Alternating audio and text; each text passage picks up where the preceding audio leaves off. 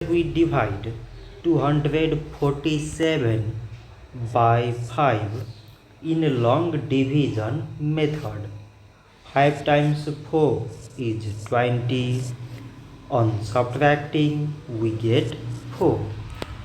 So now we put down this 7 and it is 47. 5 times 9 is 45. On subtracting, we get 2. So now we have no any other number to put it down. So we take here decimal, so that we put zev. So it is 20 and 5 times 4 is 20.